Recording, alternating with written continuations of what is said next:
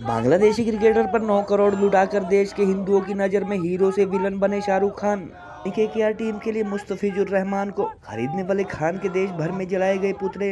हिंदुओं को जिंदा जलाने वाले बांग्लादेश के क्रिकेटर पर भारत से कमाए गए 9 करोड़ 20 लाख लुटाने के लिए देश भर के साधु संत व हिंदू धर्म गुरु कर रहे हैं बॉलीवुड के किंग खान की निंदा। संगीत सोम ने शाहरुख को गद्दार कहा तो हिंदू विरोधी टिप्पणियों के लिए जाने जाने वाले मौलाना साजिद रशीदी ने किया समर्थन। पिछले साल 5 अगस्त को लोकतांत्रिक ढंग से चुनी गई बांग्लादेशी सरकार को उखाड़ फेंकने वाले कट्टरपंथी मुस्लिम जिहादी अब तक कर चुके हैं 700 के करीब हिंदुओं का उत्पीड़न। 2 सप्ताह में 4 बेकसूर हिंदुओं की पीट पीट कर हत्या के बावजूद शाहरुख ने नहीं बदला अपना फैसला। खान के कृत्य के बाद मीडिया व सोशल मीडिया पर फिर शुरू हुई बॉलीवुड की कथित खान गैंग द्वारा हिंदुओं को विलन व मुसलमानों को हीरो दिखाने के नैरेटिव की चर्चा। अगर रहमान जैसे खिलाड़ी भारत में खेलने आएंगे तो एयरपोर्ट से बाहर कदम नहीं रख पाएंगे, हम दावे के साथ कह रहे हैं।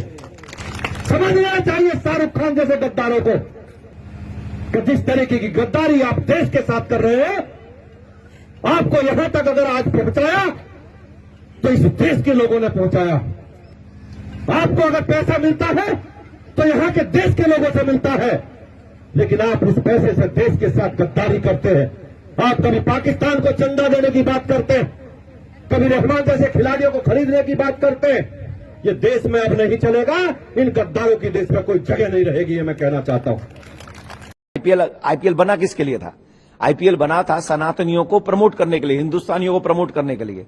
आईपीएल इसलिए नहीं बना था विदेशियों को पैसा देने के लिए, बांग्लादेशियों को पैसा देने के लिए, आतंकवाद में सम्मिलित हो जाने के लिए पैसा चला जाए, इसके लिए नहीं बना था आईपीएल। बांग्लादेश में जिस तरीके से निर्मम हत्याएं हिंदुओं की हो रही हैं, उनके घर जलाए जा रहे हैं, उनकी बहन बेटियों के साथ दुष्कर्म हो रहा है, 6-7 वर्ष की बच्ची को जिंदा जलाया जा रहा है, और उतने निर्मम हत्याओं को देखने के बाद भी कोई व्यक्ति इतना निर्दयी कैसे हो सकता है कि उसी देश के क्रिकेटर को अपनी टीम में ले और बहुसंख्यक हिंदुओं को उस देश में जहां 80% से ज्यादा हिंदू हैं, उस देश में क्रिकेट लीग में अपनी टीम रखे और उसमें बांग्लादेशी क्रिकेटर को ले आए, जो क्रिकेटर उस देश से आता है जहां बहन बेटियां जलाई जा रही हैं, उनके साथ दुष्कर्म किए जा रहा है, जिंदे बच्चे जलाए जा रहे हैं और डे बाई डे जलाए जा रहे हैं।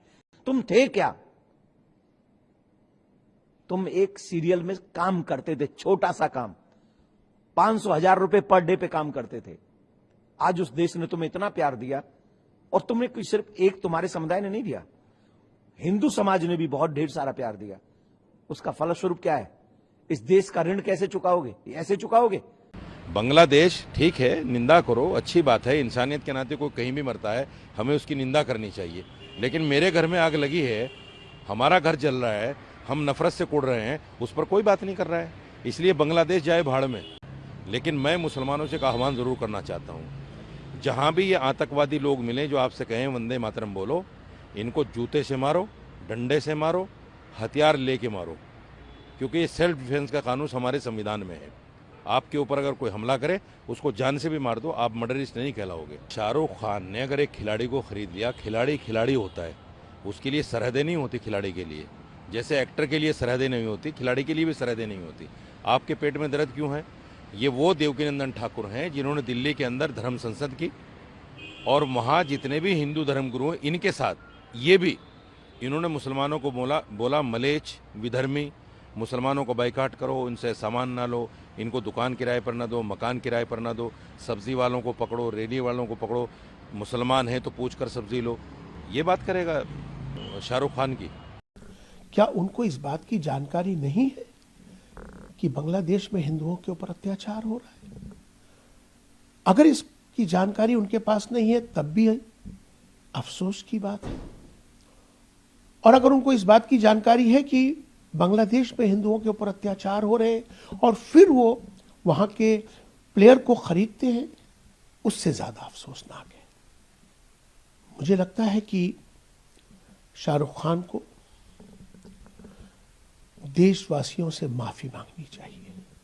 ख्याति प्राप्त बॉलीवुड स्टार शाहरुख खान द्वारा बांग्लादेशी क्रिकेटर मुस्तफिजुर रहमान पर 9 करोड़ 20 लाख लुटाए जाने के बाद देश के लाखों हिंदू युवाओं ने हीरो से विलन मान रहे हैं, और खान सर नेम वाले कुछ एक्टर्स द्वारा इससे पहले भी भारत से कमाए गए करोड़ों रुपए पाकिस्तान जैसे आतंकी व जिहादी मुल्कों पर खर्च करने की बात कह रहे हैं।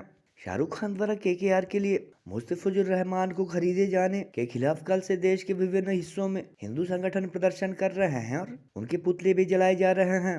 देश के कई बड़े हिंदू धर्म गुरु जहां इस कृत्य के लिए शाहरुख खान की निंदा कर रहे हैं, वहीं सनातन विरोधी बयानों के लिए कई बार चर्चाओं में रह चुके साजिद रशीदी जैसे कई मौलाना उनका समर्थन भी कर रहे हैं।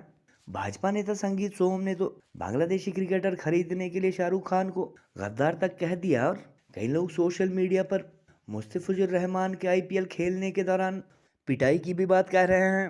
गौरतलब है कि पिछले साल 5 अगस्त को बांग्लादेश में लोकतांत्रिक ढंग से चुनी गई सरकार का तख्ता पलट किए जाने के बाद कट्टरपंथी मुसलमानों द्वारा जानकारी के अनुसार अब तक 700 के करीब हिंदुओं का उत्पीड़न किया जा चुका है और कुछ मीडिया रिपोर्ट्स के अनुसार पिछले 2 सप्ताह में 4 हिंदुओं की लिंचिंग की गई, जिनमें से एक दलित युवक को तो जिंदा जला दिया गया था।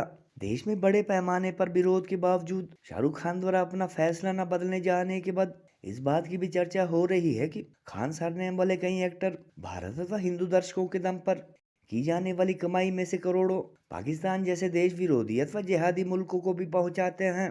बहरहाल बांग्लादेशी क्रिकेटर खरीदने के चलते शाहरुख खान लाखों हिंदुओं की नजर में हीरो से विलन बन गए हैं और इनमें उनकी फिल्में देखने वाले युवा भी शामिल हैं।